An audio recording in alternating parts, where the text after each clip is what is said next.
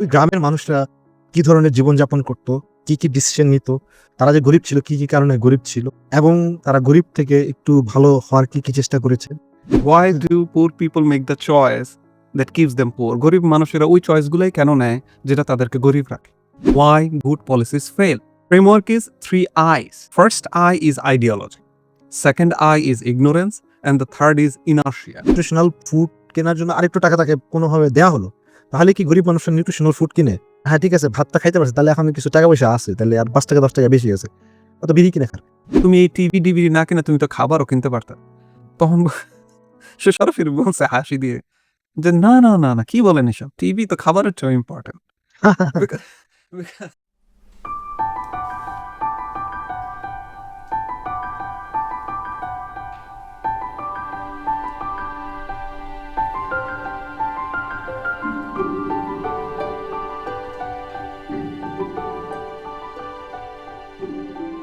ভাইয়া কি অবস্থা?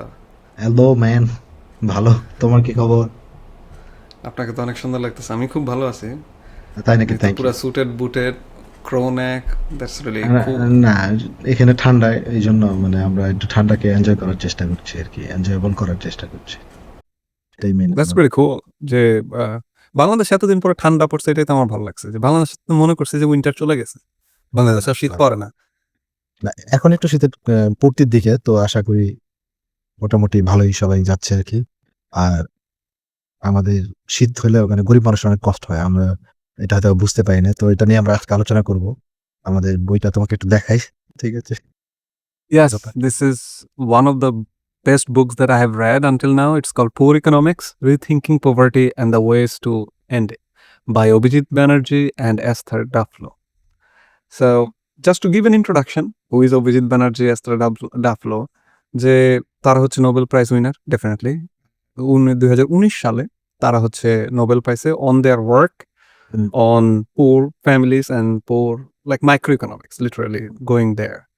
এবং সবচেয়ে বড় যে ব্যাপারটা সেটা হচ্ছে যে আমরা এতদিন ধরে যত বই পড়ছি সেই বইয়ের ক্ষেত্রে সবাই বড় বড় প্রশ্ন নিয়ে কথা বলছে যে কেমনে দেশের প্রভার্টি উন্নয়ন মানে বন্ধ হয়ে যাবে, কেমনে আমরা দেশকে উন্নতি করব, rise and fall of nation, কিভাবে দেশ উপরে যায় নিচে যায়। So they talked about macro things. Sometimes they give solution, sometimes they literally said there is no solution. So but এই বইটার মধ্যে এই অভিজিৎ ব্যানার্জি এবং এস্থার ডাফলো, যা ওই দুজনই হচ্ছে MIT প্রফেসর, তারা থাকে ক্যামব্রিজ ম্যাসাচুসেটসে, বা তাদের এই বইটা বলতেছে যে ভাই এত বড় বড় প্রশ্ন অ্যান্সার না করে let's target small things, understand poor and then take initiatives which is proven and evidence based. So I absolutely loved it. I'm really, excited যে আজকে আমি আপনার সাথে এই বইটা নিয়ে কথা বলবো। তবে আমার এই বইয়ের ব্যাপারে একটা বক্তব্য আছে। এটা একটা বই, যে বইটা গরিব মানুষের অর্থনীতি নিয়ে কথা বলেছে। আসলে গরিব মানুষ কারা? তো ওনার যে ডেফিনিশন অনুযায়ী আনটিল 2010 বা 15 যাদের আয় ইনকাম ছিল $1 এর নিচে, তো প্রতিদিন এই ধরনের মানুষ আসলে কোথায় বাস করে? এই ধরনের মানুষ বাস করে দক্ষিণ এশিয়াতে। এই ধরনের মানুষ বাস করে সাব সাহারান আফ্রিকাতে, অল্প কিছু বাস করে ল্যাটিন আমেরিকাতে, বা সারা ওয়ার্ল্ডের বিভিন্ন জায়গায় ছড়ায় ছিটায় কিছু গরিব দেশে বাস করে। আমি এই বইটা যখন পড়তে গিয়েছি, আমার মনে হয়েছে যে যেই ব্যক্তি 80-র দশকে 90-এর দশকে গ্রামের মধ্যে জীবনযাপন করেছে, তার কাছে মনে হবে যে আরে এটা আবার বইও আছে। কারণ এই জিনিসগুলো একদমই চোখে দেখা আলোচনা, চোখে দেখা এক্সপেরিয়েন্স, ফার্স্ট হ্যান্ড এক্সপেরিয়েন্স। যেই জিনিসগুলো আমি 90s এর দিকে যখন অত্যন্ত ছোট ছিলাম, একটু আশেপাশে গ্রামের পরিবেশ বোঝার চেষ্টা করেছি। ওই গ্রামের মানুষরা কি ধরনের জীবনযাপন করত, কি ডিসিশন নিত, তারা যে গরিব ছিল কি কারণে গরিব ছিল এবং তারা গরিব থেকে একটু ভালো হওয়ার কি চেষ্টা করেছে। এবং গরিব হওয়ার কারণে তাদের শিক্ষা, স্বাস্থ্য, ব্যবসা, এন্টারপ্রেনারশিপ, উন্নতি, ইন্স্যুরেন্স, সেভিংস, প্রত্যেকটা ডিসিশনে কি ধরনের ইমপ্যাক্ট করত 80s এর 90s এর বাংলাদেশে। এইটার আমি একটা সায়েন্টিফিক কম্পাইলেশন পেয়েছি এই বইতে। এটা একদমই মনে হয়েছে যেটা আমরা নিজের চোখে দেখেছি গ্রামের মধ্যে। হয়তোবা এটা স্লামেও ছিল, ঢাকা শহরের স্লামে এখনো আছে বা তখনও ছিল। তো আমি তো গ্রামে ছিলাম, আমি গ্রামে এই জিনিসগুলাই দেখেছি যে আসলে আপনার এই পয়েন্টের সাথে যদি অ্যাড করি, আমি তো স্লামে ছিলাম নারায়ণগঞ্জে যখন ছোট ছিলাম। আমি মানে কিছু কিছু কোশ্চেন আমার ওই সময় ছিল। ধরেন আমি যখন আমাদের বাসায় এক ভাড়াটিয়া ছিল যে রিক্সা পুলার, ঢাকায় রিক্সা চালায় সামথিং। সে আমাদের ভাড়াটিয়া ছিল। সো আমি চিন্তা করতাম যে ওকে রিক্সা চালায়, আমি প্রতিদিন যদি সে ৳১০০ ইনকাম করে, মাসে ৳৩,০০০ ইনকাম করে, ওখান থেকে যদি সে ৳৫০ করে খরচ করে, ৳৫০ করে যদি সে সেভ করে, ৳১৫০০ সেভ হয় মাসে। ওখান থেকে সে একটা রিক্সা কিনতে পারে বা আস্তে, আস্তে উন্নতি করতে পারে। কিন্তু তারা উন্নতি করে না কেন? মানে তারা সবসময় ভাড়াটিয়া থাকতেছে, তারা সবসময় রিক্সাই চালাচ্ছে কেন? মানে তাদের নাই কেন? মানে এরপরে আপওয়ার্ড মোবিলাইজেশনটা নাই কেন? নাই কেন? লাইক আপওয়ার্ড মোবিলাইজেশন নাই কেন? এবং হচ্ছে বিভিন্ন সময়ে এবং আপনি আপনি যদি আমাদের এলাকায় যে স্লাম ছিল, আমাদের কিন্তু পার্টি অনেক বেশি হইতো। কেউর বার্থডে অনুষ্ঠান হইলে ইচ্ছামত খরচ করতো সারা জমা ওই বার্থডের মধ্যে। তারপরে হচ্ছে মানুষের টাকা নাই কিন্তু ঘরে টিভি আছে। ঘরের মধ্যে হচ্ছে আমাদের বাসায়। আমরা হুম, নরমালি কি খাইতাম না খাইতাম কিন্তু আমার বাসায় রঙিন টিভি ছিল। হুম, so these are questions always I had যে ওকে মানে এটা কেন? এটা এরকম কেন হচ্ছে? Why hmm, do poor people make the choice that keeps them poor? গরিব মানুষেরা ওই চয়েস গুলাই কেন নেয় যেটা তাদেরকে গরিব রাখে? সো ওগুলাই হচ্ছে এই বইয়ের মধ্যে এত সুন্দর করে দেওয়া এবং হচ্ছে প্রত্যেকটা জিনিসকে এত সুন্দরভাবে ওরা মানে আমাদের এই ২ অথর ট্যাকেল করছে। This is like when we are doing this podcast and going towards a solution, hmm, this book gives a way. যে yes, সেটাই। there are solution and this is based on a science. So আমি যদি বইটা শুরু করি ভাই, আমি যদি ১ম থেকে আসি যে why এই বইটা সবচেয়ে বেশি আমার কাছে পছন্দ হইছে এবং হচ্ছে স্ট্রাইকিং কেন? স্ট্রাইকিং কেন? সো বইয়ের এক্সাম্পল যেটা আসে ১ম এই সেটা হচ্ছে যে আইডেন্টিফায়েবল ভিকটিম একটা কনসেপ্ট যেটা বইয়ের মধ্যে বলে। তো কনসেপ্টটার মধ্যে হচ্ছে যে তারা একটা স্টাডির কথা বলে যেটা ইউনিভার্সিটি অফ পেনসিলভেনিয়াতে হইছে এই স্টাডিটা। তো ওই স্টাডিতে যেটা হইছে যে ১ম এ এক গ্রুপ অফ স্টুডেন্টদেরকে একটা প্রেজেন্টেশন দেখানো হচ্ছে যে আ you know, in a certain part of the world millions of people are starving. So hmm, তাদেরকে হেল্প করার জন্য তোমরা কিছু ডোনেশন দাও। Hmm, on the other hand আরেকটা গ্রুপ অফ স্টুডেন্টদেরকে তারা বলছে, "There is a girl in sub-Saharan area. Her name is Rukia. So she is starving and she is not getting মানে সে খাইতে পারতেছে না। তার কোনো চিকিৎসার জন্য টাকা নাই, তার কোনো কিচ্ছু নাই। তোমরা একটু ডোনেশন দাও।" হুম, কমন সেন্স আমাদেরকে বলে যে যখন এটা মিলিয়নস অফ এর কথা বলতেছি, মানুষ ওখানে বেশি ডোনেশন করবে। আর যখন আমি একজনের কথা বলতেছি, তখন সেখানে মানুষ কম ডোনেশন করবে। হুম, কিন্তু যে রেজাল্ট হচ্ছে একেবারে উল্টা। মানুষ মানে স্টুডেন্টরা ডোনেশন ওই মিলিয়নস এর জায়গায় কম করছে। কিন্তু রোকেয়ার মধ্যে ডোনেশন অনেক বেশি করছে। So what is this puzzle? Specific, what is this puzzle? So এটাই লেখকরা বলছে যে যখন আমরা মানে বড় কোনো প্রবলেম নিয়ে কথা বলি, মানুষ জাস্ট রিজেক্ট দ্যাট আইডিয়া যে I cannot do anything. That's a drop in the bucket. আমি মিলিয়ন মানুষকে কখনোই হেল্প করতে পারবো না। সো আমি ডোনেশন করলেই কি, না করলেই কি? কিন্তু যখন এটা একটা ইন্ডিভিজুয়াল পারসন এর দিকে যায়, তখন মানুষ বুঝে যে না আমি যদি একটা টাকা দেই, ওই ইন্ডিভিজুয়াল মানুষটা হেল্প হবে। So identifiable victim, that is the puzzle here যে যখন আমরা চিন্তা করতে পারি একটা সিম্পল এক্সাম্পল, একটা simple situation, then we can take initiative to solve this. লেখকরা এখানে যেটা বলতে চাইছে যে our brain is not wired to process millions at the same time. মানে বড় জিনিস নিয়ে আমাদের ব্রেন প্রসেস করতে চায় না, ইগনোর করতে চায়। কিন্তু এটা যদি সিঙ্গেল আইডেন্টিফায়েবল কিছু হয়, then we can go and try to solve this things. এই এক্সাম্পলটা লেখকরা নিয়ে আসছে এই কারণে যে তাদের যে মেইন আইডিয়াটা হুম, যে তাদের যে all source of evidence based তারা একটা সিস্টেম করে সেটাকে বলা হয় আরসিটি। আমি এটা ১ম এই বলে নিচ্ছি কারণ এটা হচ্ছে পুরা যত বইয়ের ফাউন্ডেশন। সো আরসিটিটা কি অ্যাকচুয়ালি? এক কথায় আরসিটি হচ্ছে যদি আমি ফুল ফর্মটা বলি randomized control trials. আমি এটাকে সিম্পল ভাষায় যদি বলি without going into any technical details, এটাকে ধরে নেন ওষুধের মতো আরকি। হুম, একটা মেডিসিনের ট্রায়াল। যে একটা ওষুধের ইফেক্টিভনেস আপনি কিভাবে বুঝবেন? আপনাকে কি করতে হবে? একটা গ্রুপ রাখতে হবে যেখানে আপনি এই ওষুধটা দিবেন ওই গ্রুপ অফ পিপলকে। আরেক গ্রুপ অফ পিপলকে আপনি ওষুধটা দিবেন না।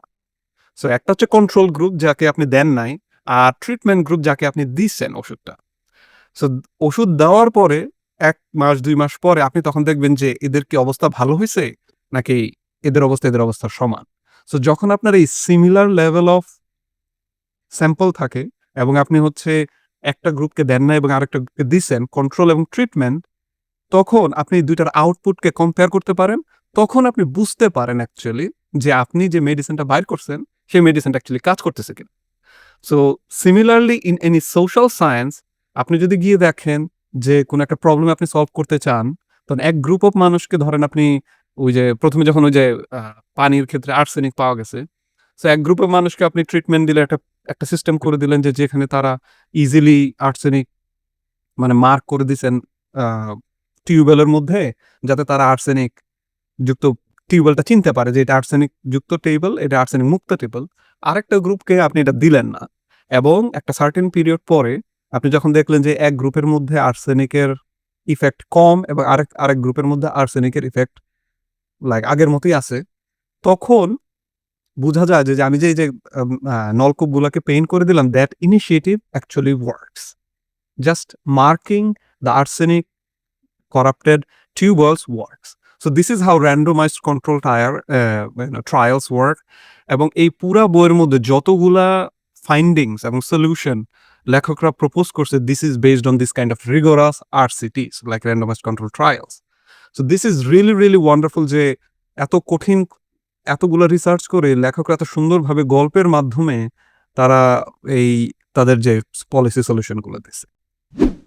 আমার বক্তব্য হচ্ছে যে উনি মিস্টার অ্যাস্টার ডোফ্লো এবং অভিজিৎ ব্যানার্জি, ওনারা দুজনই যে বিষয়টা নিয়ে মেইনলি ফোকাস করেছে, নরমালি কি ইকোনমিক্স যখন কেউ অ্যাপ্রোচ করে ইকোনমিক্সটা, তখন আমরা এতদিন পর্যন্ত পড়েছি টু গ্রুপ অফ পিপল, যারা প্রথমে চিন্তা করতো যে দেশের জিডিপির গ্রোথ হলে আস্তে আস্তে এমনি দারিদ্রতা কমে আসবে। So we need a big plan, infrastructure development and all those macro economic growth, যেটা ফুয়েল করবে আর কি। Monetary policy, fiscal policy, all those mega things, এটা খুবই ভালো এবং করেছেও হয়তো বা কিছু কিছু জায়গায় কাজ করেছে। আবার কিছু কিছু লোক আছে স্কেপটিক, এরা হচ্ছে সন্দেহবাতিক। তাদেরকে তুমি যে কোনো ইকোনমিক টার্মের কোনো কিছু জিজ্ঞেস করবা যে আচ্ছা তাহলে তো গরিব আছে, এদের এখানে আমরা এইড করি, বিভিন্ন ধরনের সাহায্য সহযোগিতা দিই। ওরা বলবে না না না, এগুলো করা যাবে না, এগুলো করলে খুব সমস্যা হবে, কারণ এগুলো মানুষকে অলস বানায়, মানুষকে করাপশন করতে শেখায়, কিচ্ছু করা যাবে না। এরা তাদেরকে মানে তাদের মতো করে মার্কেট ইকোনমির হাতে ছেড়ে দাও, তাহলে মার্কেটই সকল উন্নয়ন ঘটাবে। মার্কেটের প্রয়োজনে এখানে ইনফ্রাস্ট্রাকচার হবে, মার্কেটের প্রয়োজনে মার্কেট হবে, গ্রোথ হবে, সবকিছু হবে মার্কেটের মাধ্যমে। দেখো এখানে কিন্তু ২ টা স্কুল অফ পিপল এখানে রয়েছে যারা ইকোনমিক্সকে নিয়ে চিন্তা করত। Out of this 2 schools, popular schools, এই যে এরা একদমই পুয়ার পিপলের মাইক্রো লেভেল নিয়ে চিন্তা করেছে। উনার চিন্তা মানে কিরকম বেসিক, আমি ১টা-২টা উদাহরণ দেই।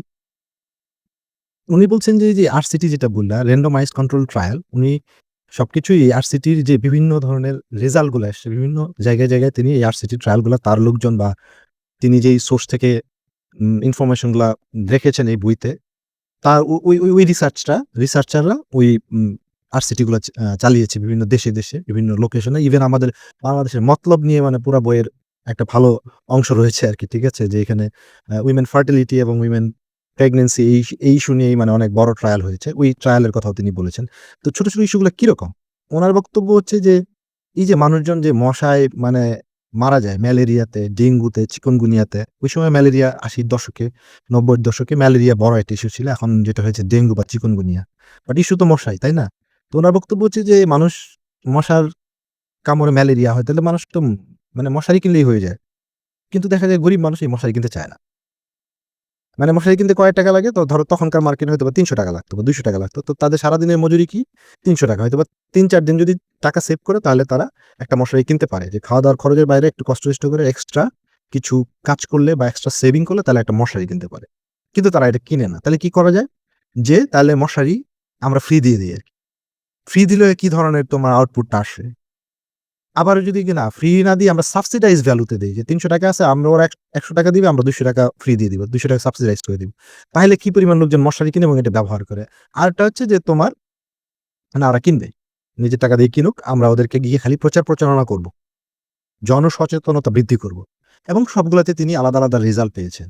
এরকম এখন বিষয়টা হচ্ছে যে, কিন্তু মেইন ইস্যুটা হচ্ছে যে আমাদের ম্যালেরিয়ার কারণে মানুষ মারা যাচ্ছে। এখন মানুষ মারা না গেলেও তো অসুস্থ হয়। অসুস্থ হইলে কি হয়? প্রচুর টাকা কিন্তু চিকিৎসা করতে হয়। সে গরিব হোক আর ধনী হোক, তাকে তো হসপিটালে যাইতে হবে। ওষুধ কিনতে হবে এবং দেখা যায় ওষুধ কিনলে কত টাকার ওষুধ কিনতে হয়? একবার ম্যালেরিয়া হলে তোমার ১০টা-২০টা মশার সমান তোমার খরচ বের হয়ে যায়। একজন গরিব মানুষের আরকি। মশারির সমান খরচ বের হয়ে যায়। কিন্তু গরিব মানুষ তোমার ওই যে ১ বছর পরে মশার কামড়ে কি হতে পারে এটা প্রেডিক্ট করতে পারে না। বরং তারা মনে করে যে ইনস্ট্যান্ট যেটা মনে হয় যে না এখন তো কোনো মানে সমস্যা হচ্ছে না, তাহলে আমরা কোনো রকমে কাঁথা মুড়ি দিয়ে চালাই নেই আরকি। ঠিক একইভাবে আমরা তো ধরো তোমার সিস্টেমের পানি পাই। আ আমরা যারা শহরে বাস করি বা মোটামুটি একটু ডেভেলপ সাইটে বাস করি তাদের আ মোটামুটি একটা সুপেয় পানি আছে। তারপরে তোমার পাইপের পানি আছে। এটা আমরা হয়তো ফুটায় খাই অথবা ফিল্টার করে অথবা আরেকটু উন্নত হলে দেশে হলে সেটা সরাসরি খাওয়া যায় আরকি। তো এটার মেইনইটা কি এরা প্রচুর পরিমাণে ক্লোরিন ট্রিটমেন্ট করে অন্যান্য প্রসেস করার পরে আমাদের কাছে আসে। এখন গরিব মানুষের কিন্তু এত কিছু নাই আরকি।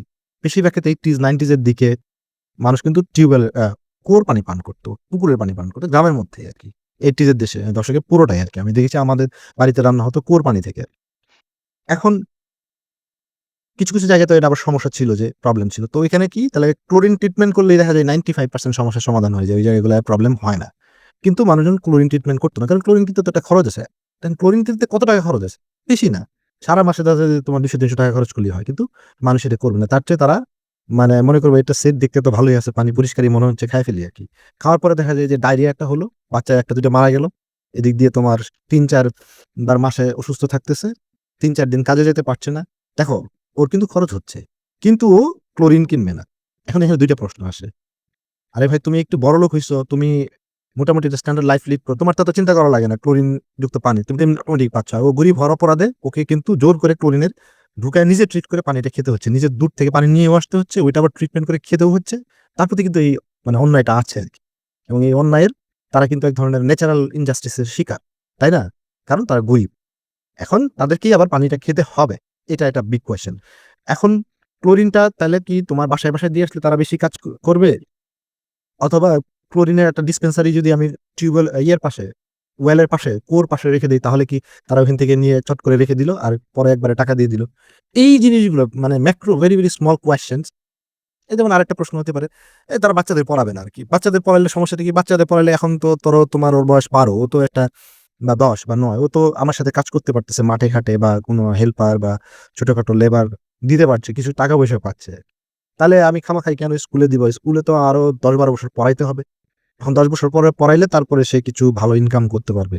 যদি সে পড়াশোনায় ভালো করে এবং পড়াশোনায় যদি স্কিল ডেভেলপ করে তাহলে। মানুষ হয় কি গরিব মানুষ তারা এত লং টার্ম এ খুব বিশ্বাসী না।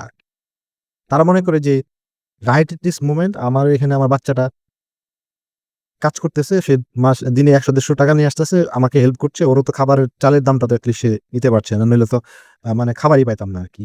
তো গরিব মানুষ তারা এত দূরের চিন্তা না করে ইনস্ট্যান্ট যেটা পায় সেটা নিয়ে চিন্তা করে। দেখো উনি কত ক্ষুদ্র অতি ক্ষুদ্র জিনিসগুলো নিয়ে এই বইতে আলোচনা করেছেন এবং উনি দেখেছেন যে হ্যাঁ, কেন গরিব মানুষগুলো এই ধরনের সিদ্ধান্ত নেয় এবং এই সিদ্ধান্ত নেওয়ার কারণে তারা কি ধরনের ভোগান্তিতে পড়ে, আবার ভালো সিদ্ধান্ত নিলে তারা এট দ্য লং রান কি ধরনের বেনিফিটেড হইতে পারে। আর বেনিফিটেড হওয়ার জন্য এট দ্য লং রান এ যাতে তারা ভালো মানে বেনিফিট হয়, এইটাকে ইনসেনটিভাইজ করার জন্য তাকে লাইনে রাখার জন্য কি ধরনের গভর্নমেন্ট পলিসি অথবা অন্যান্য যারা এইড ওয়ার্ক করে বা এনজিও ওয়ার্ক করে তাদের কি ধরনের তোমার অ্যাকশনে যেতে হয়, এটা কিন্তু প্রত্যেকটার জন্য উনি মোটামুটি স্পেসিফিক একটা করে সাজেশন দিয়েছেন। Be it for chlorine water, safe water, sewerage, be it for বাচ্চাদের পড়াশোনা অথবা হতে পারে এটা তোমার মশারি নেট অথবা তোমার সেভিংস এর স্ট্রাকচারটা তারা কেন তোমার এই ক্ষুদ্র ঋণ নেয়? ক্ষুদ্র ঋণ নিয়ে তারা আসলে কতদূর যেতে পারে? এবং ক্ষুদ্র ঋণ হলে তাদের সমস্যা কতদূর সমাধান হইতে পারে এবং ক্ষুদ্র ঋণই কি শেষ পর্যন্ত সকল সমস্যার সমাধান করতে পারে কিনা? কিংবা তার এটা থ্রেশহোল্ড লেভেল আছে কিনা? এবং থ্রেশহোল্ড লেভেলের পরে আসলে কি করতে হবে? যদি সত্যিকার অর্থে যে ক্ষুদ্র ঋণ ধরো পৃথিবীতে এখন ২০ কোটি মানুষ ক্ষুদ্র ঋণ সরাসরি ক্লায়েন্ট, কাস্টমার। কিন্তু ক্ষুদ্র ঋণ দিয়ে তারা কি করছে? হ্যাঁ, দে আর গেটিং সাম বেনিফিট। কিন্তু তারা এটা দিয়ে তো মানে ম্যাসিভ কোনো তোমার চেঞ্জ হচ্ছে না। They are getting some a benefit to just survive যে না তারা একটা মোটামুটি খেয়ে পরে বাঁচতেছে। বাট তারা কেন বিগের entrepreneur হতে যাচ্ছে না? কারণ ক্ষুদ্র ঋণের কি যে তারা entrepreneur তৈরি করবে। কিন্তু একজন গরিব মানুষ আসলে কত বড় entrepreneur হইতে পারে এবং তার জন্য ক্ষুদ্র ঋণটাই যথেষ্ট কিনা? এই যে প্রত্যেকটা জিনিসই সে একদমই আলাদা করে তোমার randomized control ট্রায়াল করেছে এবং অন্যান্য যেই ইন্টারন্যাশনাল সোর্স গুলো রয়েছে বা স্কলার রয়েছে, তাদের যে স্টাডি গুলো রয়েছে উনি প্রত্যেকটা আলাদা করে দেখানোর চেষ্টা করেছে। ইটস আ রিয়েলি বিউটিফুল বই। এইটা যদি কেউ বইটা পড়ে তার মানে আমি বলব যে জ্ঞানের দুয়ারে আরেকটা নতুন একটা মানে সংযোগ তৈরি হবে যে না আসলে মানুষের চিন্তাগুলো আসলে কিরকম। আর আমার জন্য I revisit my childhood. আমি আমার ছোটবেলায় 90s এর ছোটবেলাটা মনে করেছি যে গ্রামের মানুষ আসলে কিভাবে থাকে। উনি গ্রামের কথা গরিব মানুষের কথাই এখানে লিখেছেন প্রত্যেকটা পাতায় পাতায় আর কি। সাচ এ বিউটিফুল বই। এটা হচ্ছে আমার এই বইয়ের ফার্স্ট চ্যাপ্টার নিয়ে আমার বক্তব্য তোমার জন্য। তুমি যদি শুরু করো। আপনি তো মোটামুটি পুরো বইয়েরই একটা ওভারভিউ দিয়ে দিলেন। কিন্তু আমি একটু ডিটেইলে যাই যে শুরু যদি করি যে ইন্টারন্যাশনাল যে একাডেমিক রিসার্চ সো মানে অ্যাকচুয়ালি এই যে লিটারেচার যে কিভাবে অন্যান্য প্রফেসররা আমরা যে এতদিন ধরে বইগুলো পড়ে আসছি তারা কিভাবে এবং তাদের মধ্যে অ্যাকচুয়ালি ফাইটটা কোথায় এই গরিবদেরকে নিয়ে তারা সবাই কিন্তু চায় যে প্রপার্টিটাকে সরায় ফেলতে হুম। সো তখন এই there is a major two groups in international development economics I would say একজনের আইডিয়া হচ্ছে একটা গ্রুপের আইডিয়া আই উড সে যেটার লিডার হচ্ছে জেফ্রি স্যাক্স যে গরিবরা গরিব কারণ তারা গরিব তারা গরিব, হ্যাঁ, ঠিক আছে। ইয়া সো তারা তারা হচ্ছে মানে মানে তার যে আইডিয়াটা যে গরিবরা গরিব তারা গরিব কারণ হচ্ছে যে তারা যে জায়গায় থাকে সেই জায়গায় কোনো রোড নাই তারা যে জায়গায় থাকে এই জায়গায় ইনফেস্টেড উইথ ম্যালেরিয়া তারা যে জায়গায় থাকে সেই জায়গায় ভালো পানি নাই তারা যে জায়গায় থাকে সেই জায়গায় ইলেকট্রিসিটি নাই যারা যে জায়গায় থাকে তাদের মেডিকেল নাই সো যেহেতু গরিবরা এই সকল জায়গায় থাকে যে সকল জায়গায় কিছুই নাই কি করা উচিত রিচ কান্ট্রিরা specifically the western countries should just go there and do everything for them so that big push will solve every problem. So Jeffrey Sachsের আইডিয়া আরেকটা গ্রুপ যে তারা বলতেছে এবং সেই গ্রুপের উল্লেখযোগ্য রাইটার হচ্ছে উইলিয়াম স্টার্লি আর হচ্ছে ডাম্বিসা ময়ো তারা হচ্ছে এইড পেসিমিস্ট মানে তারা বলতে চাচ্ছে যে ইয়েস ওকে আপনি যেটা বললেন সেটা বুঝলাম যে গরিবরা গরিব কারণ তারা গরিব এরিয়াতে থাকে কিন্তু আপনি যদি তাদেরকে ফ্রি মানি দেন আপনি তো আর গরিবদেরকে গিয়ে পার্সোনালি দিচ্ছেন না, আপনি দিবেন গভর্নমেন্টকে তো যেটা হয় যখন আপনি গভর্নমেন্টকে ফ্রি মানি দিবেন এবং গভর্নমেন্টের কাছে এনাফ ফ্রি মানি থাকবে ওই government will not listen to their own people so the government will take initiative that supports that government that will lead to corruption that will lead to even more bottlenecks for the poor ওইটাও কিন্তু proof like তাদেরও evidence আছে যে আফ্রিকার যতগুলো দেশের মধ্যে আমরা পড়ে আসছি গ্যামলিং অন ডেভেলপমেন্টে সিয়েরা লিওনে অল অফ দিস কান্ট্রিজ তারা যেটা করছে যে আপনি তাদেরকে দিলে তারা নিজেরাই খায় ফেলে তাদের পকেটের মধ্যে চলে যায় সো এখন এই দুইটা গ্রুপের মধ্যে রাইট কোনটা এখন দুইজনের মধ্যে দুইজনই রাইট আবার দুইজনের মধ্যে দুইজনই পো আপনি যদি এটা যদি সাইন্টিফিক আকারে বুঝাই বইয়ের মধ্যে আছে এবং আমি সবাইকে এনকারেজ করবো একটু ডিটেলের জন্য বইটা পড়ার জন্য যে তাদের এই দুই গ্রুপের যে থিওরিটিক্যাল ব্যাকগ্রাউন্ড হচ্ছে দুইটা কার্ভের মাধ্যমে এক্সপ্লেন করা সো জেফ্রি স্যাক্স বলে যে মানে গরিবদের যে ওয়েলথ এবং ইনকাম লাইন সেটা হচ্ছে এস শেপ হুম। এস শেপ আমি পিকচারটা তো দিয়ে দিব সো ওখানের মধ্যে তারা যেটা বলে যে গরিবরা কি করে যখনই মানে ওই কার্ভটা হচ্ছে যে income today and income tomorrow so Jeffrey স্যাক্স বা এই যে গ্রুপ যারা মনে করে যে পোভার্টি ট্র্যাপ আছে একটা তারা মনে করে যে গরিবদের আজকের ইনকাম তাদের কালকের ইনকামের চেয়ে বেশি মানে কালকের ইনকাম তাদের ফিউচার ইনকাম মানে আজকে যে টাকা তারা ইনকাম করবে কালকে সে এর চেয়ে কম টাকা ইনকাম করবে সো এতে যেটা হয় যে গরিব can not go and past that barrier যে আজকে তারা হচ্ছে আপনি মানে যে জায়গার মধ্যে আছেন যে তারা খাইতে পারে না তো যারা যেহেতু খাইতে পারে না তারা কম কাজ করতে পারে যারা যেহেতু কম কাজ করতে পারে তো তারা ইনকাম কম করবে সিম্পল অ্যাজ দ্যাট যে আজকে যদি আমি শক্তিশালী হই কিন্তু আজকে আমি খেতে পারি না তো কালকে আমি কম শক্তিশালী হবো so আমি কালকে কম করতে পারবো so আমি সবসময় পুরোই থাকবো হুম। আর সেকেন্ড গ্রুপের যে কার্ভ সেটাকে বলা হয় inverted L shape curve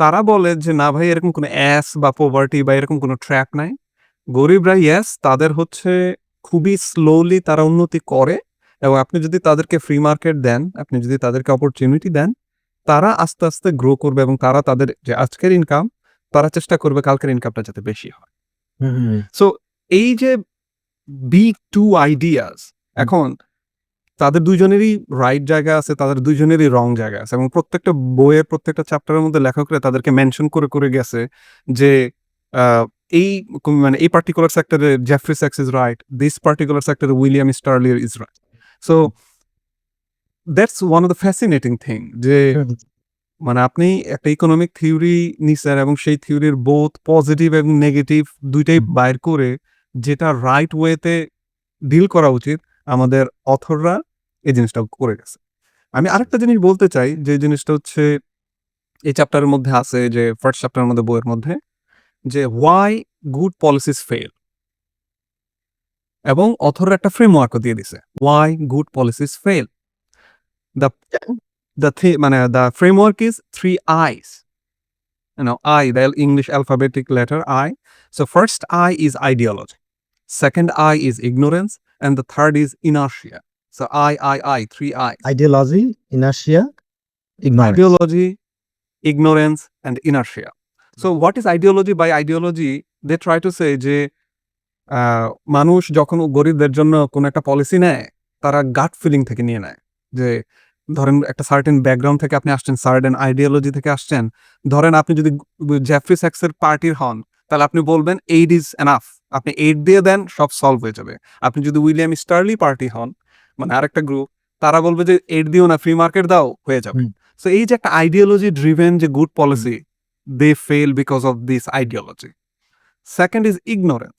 ignorance is যখনই আপনি কোনো একটা প্রোগ্রাম ডিজাইন করতেছেন, আপনি কনসিডারেশনে নিচ্ছেন না যে অ্যাকচুয়ালি পুররা কি চায়, গরিবরা কি চায়। একটা এক্সাম্পল হিসেবে যদি বলি, ধরেন আপনি নার্স, ইন্ডিয়ান নার্সদের কথা বলা হয়েছে যে তাদের জন্য আপনি একটা পলিসি করছেন যে তারা হচ্ছে প্রতিদিন অফিসে আসবে এবং আইসা মানুষদেরকে হেল্প করবে। কিন্তু তারা যে এলাকায় থাকে সেই এলাকা থেকে তার এই প্রতিদিন এখানে আসতে 3 মাইল হাঁটতে হবে, এবং টেম্পারেচার হচ্ছে 100 ডিগ্রি ফারেনহাইট। সো ওই 100 ডিগ্রি ফারেনহাইটে সে 3 মাইল আইসা সে এখানে 35-40 ডিগ্রি সেলসিয়াস আর কি। সেলসিয়াস আর কি অ্যাটেন্ডেন্স দিবে, তারপরে সে আবার ভিজিট করতে যাবে পেশেন্টকে, তারপরে সেখান থেকে আবার এসে আবার অ্যাটেন্ডেন্স দিবে। মানে আপনি একটা জিনিস পলিসি বানাইলেন যে নার্সরা সবসময় থাকতে হবে তাদের ওয়ার্ক স্টেশনে, কিন্তু তার নার্সরা তো পারবে না এটা করতে, দ্যাটস ইম্পসিবল। সো এই যে একটা ইগনোরেন্স, যে গরিব মানে নার্সরা যে তাদের যে মুভমেন্ট, ইগনোরেন্সের কারণে আপনি যতই তাদেরকে বলেন they will fail to come to the work station. And the last is inertia. Inertia is status quo, যে আপনি হচ্ছে continuing to do something because এটি তো এমনি তো করে আসতেছে। মানে হচ্ছে ধরেন এখন আমি যদি বাংলাদেশের গভর্নমেন্টের কথা বলি, বাংলাদেশের এডুকেশনের কথা বলি, আমি যদি এখন এই এডুকেশন রিফর্মের কথা বলি, most of the people will stop me. কারণ যে এতদিন ধরে কি বাংলাদেশ চলে নাই এডুকেশন দিয়া? তুমি আসছো নতুন করে সয়েলগিরি করতে এখানে, যে তুমি নতুন করে সলভ করে ফেলবা মানে প্রবলেম। আমি একটা মানে আমার পার্সোনাল এক্সাম্পল যদি দেই, আমার আম্মু হচ্ছে যখন ছোটবেলায় আমরা গ্রামে ছিলাম ব্রাহ্মণবাড়িয়াতে, শি ওয়াজ ফাইটিং যে আমরা যাতে একটু শহরের দিকে আসি, ওখানে এসে ভালো একটা স্কুলে ভর্তি হই। তো তখন তার আশেপাশের যত আত্মীয় স্বজন আছে তারা সবাই বলতেছে যে হ্যাঁ তুমি আসছো, ছেলে মেয়েদেরকে লাট সাহেব বানাবা, যে মানে এখানে গ্রামের ভিতরে কি ছেলে মেয়েরা কি পড়াশোনা করতেছে না, তুমি আসছো, তোমার ছেলে মেয়েরা অনেক স্পেশাল হয়ে গেছে, তাদেরকে ঢাকায় নিয়ে পড়াশোনা করতে হবে। এই যে একটা idea, this is call inertia, যে continuing to do the way it is, যে এটা যেহেতু সবসময় এইভাবে করে আসছে, মানুষ এটা করে। সো এই যে 3 আই, এই আই এর কারণে ideology, ignorance and inertia, good policies fail.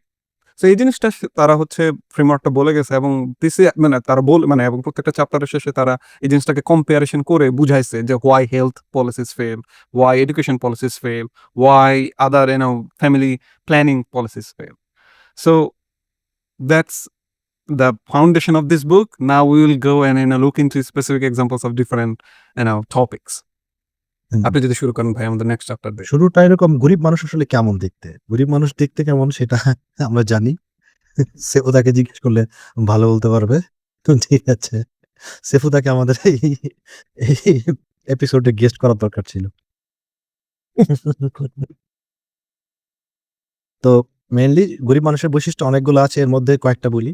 যে তোমার 9 মিলিয়ন মানে হচ্ছে 90 লাখ, উনি যখন যে স্ট্যাটিস্টিক্সটা নিয়েছেন 10-15 দিকে 90 লাখ মানুষ পৃথিবীতে মারা যায় যাদের বয়স 5 বছর হওয়ার আগেই আর কি। এই গরিব দেশের 90 লাখ শিশু। তারপরে তোমার ধরো গরিব দেশে তোমার 30 জন বাচ্চা যখন হয়, বাচ্চা হইতেই মানে তোমার একটা মা মারা যেতে পারে গরিব দেশে। সেটা আবার উন্নত দেশে কি 6,000 জন। দেখো স্টার্ক ডিফারেন্স। একই প্রসেস, জাস্ট বাচ্চা হবে। বাচ্চা হওয়ার সময় গরিব দেশে 30 জনের মধ্যে একটা মা মারা যায়, আর একটু ডেভেলপ দেশে এটা 6,000-7,000 পর্যন্ত চলে যায় বা আরো বেশি আর কি। This is serious discrimination.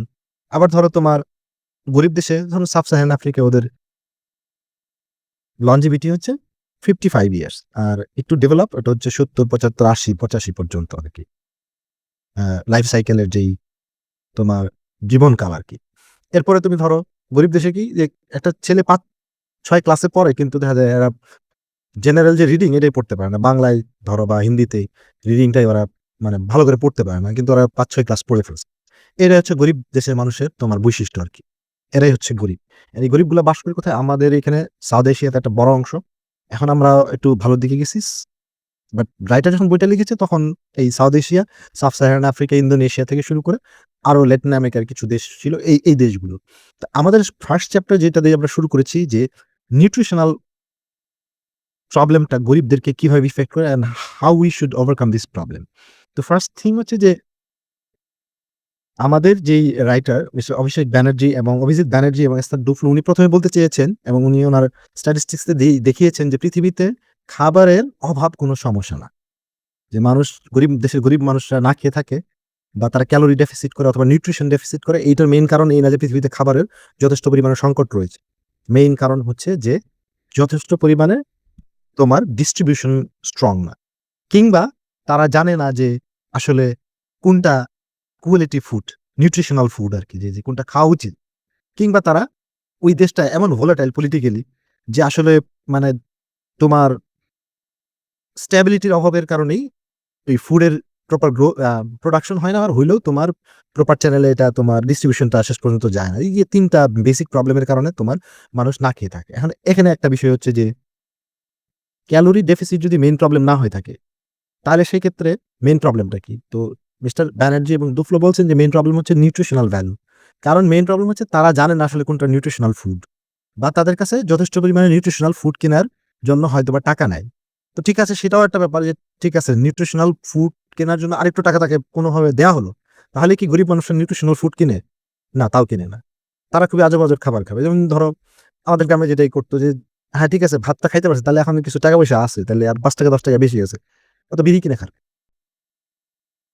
বিড়ি কিনবে ১ প্যাকেট। যদি আধা প্যাকেট খাইতো তাহলে আর আমার তো ৳৫ বেশি আছে। তাহলে আজকে সারাদিন ১ প্যাকেট বিড়ি খাবো আর। অথবা গ্রামের টি স্টলে গিয়ে এমনি হয়তোবা সে চা খায় না কিন্তু তখন যেহেতু ৳১০ বেশি আছে ২ কাপ চা মেরে দিবে। ২ কাপের দাম হচ্ছে ৳১০। তার মানে কি? সে কিন্তু তোমার কোনো নিউট্রিশনাল ফুড কিনছে না। তার যে জায়গায় খরচ করার কথা ছিল, সেই জায়গায় তোমার সেই খরচটা করছে না। এখন ডুফলোর যে ব্যাপারটা উনি যেটা বলতে চাচ্ছে যে তাহলে আসলে বেসিক্যালি মানুষকে এই তোমার নিউট্রিশনের সমস্যাটা যে মানুষ সারা পৃথিবীতে যে নিউট্রিশন ডেফিসিয়েন্সি তে ভুগছে এবং এই নিউট্রিশনের কারণেই তো তোমার যত রোগ বালা ইমিউনিটির সমস্যা নানা ইস্যুগুলো আসতেছে এবং নিউট্রিশন যদি তোমার কম থাকে তাহলে একটা মানুষ ইমিউনিটি কম থাকবে। ইমিউনিটি কম থাকলে কি হবে? সে বেশি রোগ ভোগে আক্রান্ত হবে। তো যতদিন রোগ ভোগে থাকবে ততদিন তো সে কাজে যেতে পারবে না। কাজে না যেতে পারলে তার ইনকাম কিন্তু কমে গেল। দেখো, একটার সাথে আরেকটা কিভাবে রিলেটেড আরকি।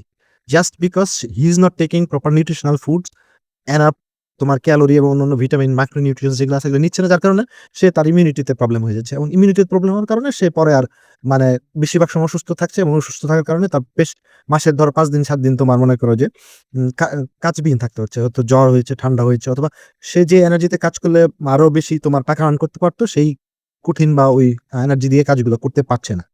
এখন আবার দেখা যায় তাদের কাছে কোনোভাবে টাকা গেলেও তাও আবার নিউট্রিশনাল ফুড খাচ্ছে না।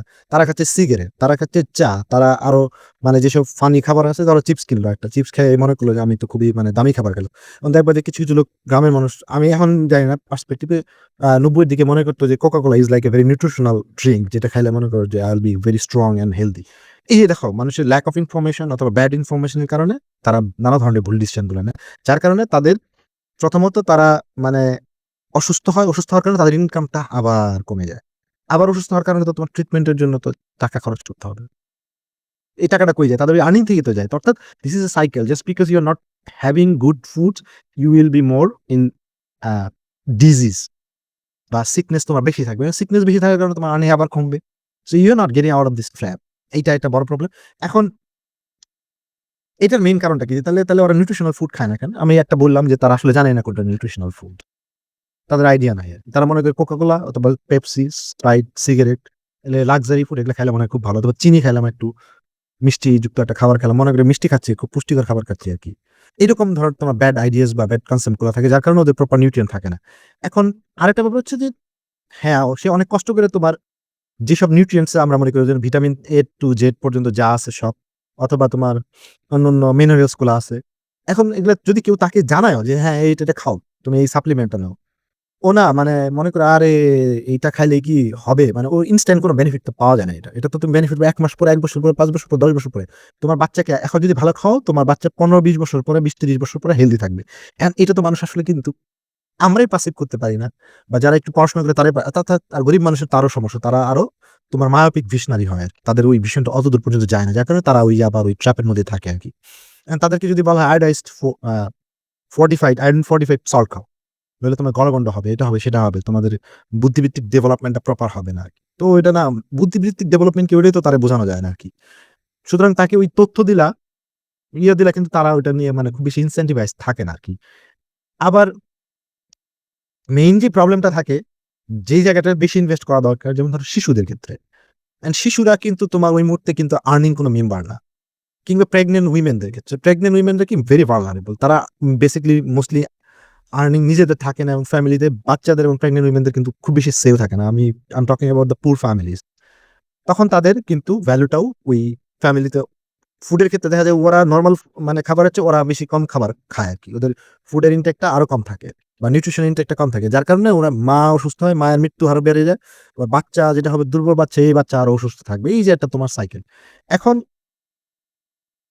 এগুলো তো আবার মানে সমস্যাগুলো বলার পাশাপাশি মিস্টার ডুফলো এবং আ ব্যানার্জি উনারা কিছু সমাধান দিয়েছেন। সমাধান বলছে যে, না এটা যেটাই হোক এটা গভর্নমেন্টকে এবং যদি অন্যান্য যারা ডেভেলপমেন্ট ওয়ার্কার আছে বা এইড যারা দেয় তারা এই টাকা-পয়সা না দিয়ে সরাসরি তোমার ফর্টিফাইড ফুড যাতে তাদেরকে মানে নিশ্চিত করা যায়। যদি কোন ফুড সাপ্লাই দেয় definitely it should be fortified like vitamin A থাকবে এক্সট্রা। অনেক সময় আটা ময়দাতে ভিটামিন এ ফর্টিফাইড করা যায়। ওয়েল এ করা যায় বা তোমার সল্ট এর মধ্যে আয়োডিন দিয়ে ফর্টিফাইড করা যায়। এরকম নানা ধরনের তোমার দেয়া যায়। আবার ধরো তোমার মনে করো যে কিছু খাবারের জন্য যদি সাবসিডাইজড ভ্যালুতে দেয়া যায় যে হ্যাঁ, ঠিক আছে এখানে অনেক আমরা নিউট্রিশন দিয়ে দিছি বাট এটার দাম তুমি চালই কিনছো কিন্তু এই চালটা হচ্ছে ভিটামিন এ ফর্টিফাইড। তাহলে তোমাকে 50% দামে এটা আমরা বিক্রি করব আরকি। গভর্নমেন্ট যদি এই পলিসি নেয় তাহলে কিন্তু চাল তো মানুষ পেটের দায়ে কিনবে আরকি। তখন তার পাশাপাশি তখন যেহেতু কম দামে পাবে তখন সে এটাই মনে করো যে একটু মানে মোর ভিটামিন পাবে। ধরো মনে করো যে সারা দুনিয়াতেই বাংলাদেশেও দেখবা যে বাংলাদেশে যেমন টিসিবির মাধ্যমে বিভিন্ন ধরনের যখন বড় ধরনের ক্রাইসিস হয় বা যখন মানুষের ইনকাম কমে যায় বা রোজার সামনে বা যখন জিনিসপত্রের দাম অনেক বেশি থাকে তখন তারা কিন্তু আ ট্রাক সেল করে বা গভর্নমেন্ট বিভিন্নভাবে মেকানিজমে তোমার বিভিন্ন জায়গায়, জায়গায় খাবার-দাবারের অল্প দামে বিক্রি করার চেষ্টা করে। তো এই খাবার যেহেতু বিক্রি করে এবং অল্প দামে করে এটা যেহেতু কাস্টমার আছে why not giving it little bit more vitamin plus things like fortification কেন করবে না? যদি করে তাহলে হয়তোবা একটা বেটার বেনিফিট পাওয়া যেতে পারে। এবং সারা দুনিয়াতে এটা নিয়ে স্টাডি আছে। আমরা যদি স্টাডি গুলা থেকে যে রেজাল্টটা পাই এটা যদি একটু আস্তে, আস্তে করে ইনক্লুড করতে পারি তাহলে এটা একটা বেটার রেজাল্ট পাওয়া যেতে পারে আরকি। আবার হচ্ছে কন্ডিশনাল ক্যাশ ট্রান্সফার হচ্ছে কন্ডিশনাল ক্যাশ ট্রান্সফার মানে কি যে দেখবে যে আমরা বাংলাদেশেই ধরো আমাদের কিন্তু সোশ্যাল সেফটি নেট আছে। বিধবা ভাতা, বয়স্ক ভাতা এটা সেটা অনেক আছে। সারা দুনিয়াতে এগুলো কিন্তু আছে। তোমাদের আমেরিকাতেও আছে দেখবে। আ ঠিক আছে?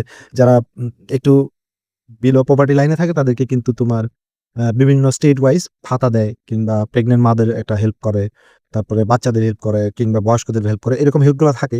তো এই হেল্প গুলা থাকে এটার কিন্তু আবার তারা বিভিন্নভাবে করে। তারা সরাসরি টাকা দেয় না। তারা বলে যে তোমাদেরকে আমি এই কার্ডটা দিলাম। এই কার্ডটা দিয়ে তুমি ৩ গ্রাম ৩০ গ্রাম লাল শাক কিনতে পারবা, ১০০ গ্রাম চাল কিনতে পারবা। এরকম একটা কার্ড দিয়ে দেয়। কার্ডের মধ্যে থেকে তুমি ওই গ্রোসারি শপে গিয়ে এই কার্ডের মধ্যে যেই খাবারগুলা দেয়া আছে ওই খাবারগুলা কিনে নিয়ে আসতে হবে আরকি। তোমাকে টাকা দেয়া হবে না। Conditional cash transfer. ক্যাশই দিলো but you will go in a grocery এবং তুমি ইচ্ছা করলে খালি চালই কিনতে পারবা না। যে আমার ৳৩০ যেহেতু আছে আমি খালি ৳৩০ চাল কিনব না। তুমি আ ৳১০ চাল কিনতে পারবা। বাকিগুলা দুধ কিনতে হবে, ডিম কিনতে হবে, মাছ কিনতে হবে। This is A conditional thing. তুমি ইচ্ছা করলেও নিউট্রিশন এর বাইরে যেতে পারছো না। তখন তুমি এটা কিনতে বাধ্য হবা। তোমাকে সরাসরি টাকা না দিয়ে তোমাকে এরকম একটা আ প্যাচের মধ্যে রেখে দিয়ে তোমাকে আস্তে, আস্তে হেলথি করার একটা মানে স্টেট একটা পলিসি নিতে পারে। এটা আমি আমেরিকাতে দেখেছি। I was there for 2 years আমার এটা বেশ ভালো লেগেছে আরকি।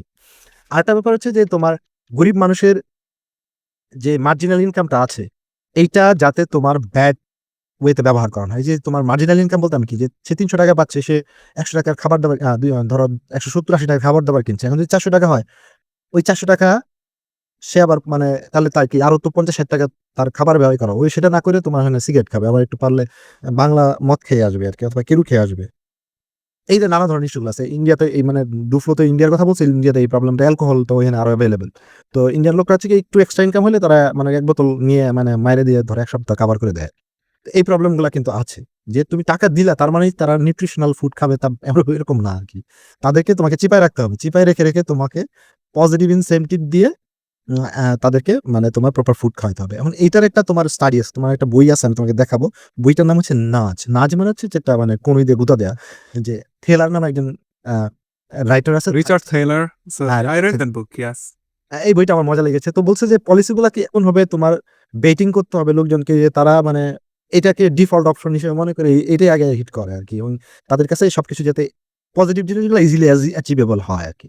এই জিনিসটা মানে রিচার্ড টেলর এই সাজেশন। আবার আমাদের যে রাইটার আছে উনারাও ওই থেলারকে মানে এখানে রেফারেন্স হিসেবে দিয়েছেন, যে থেলার যেহেতু এটা স্টাডি করেছেন, সুতরাং আমরা ওই নিউট্রিশনের ক্ষেত্রে আমরা যে ইনসেনটিভ গুলা দেই, গরিব মানুষ যে ইনকাম গুলা করে, যেই বাজারটা করে, সরকার যেই ইনসেনটিভটা দেয়, এইড এজেন্সি গুলা ইনসেনটিভ গুলা দেয়, এগুলো প্রত্যেকটাই তোমার প্রপারলি স্টাডি ওয়েতে এবং তাদের যাতে প্রপারলি কাজে লাগে।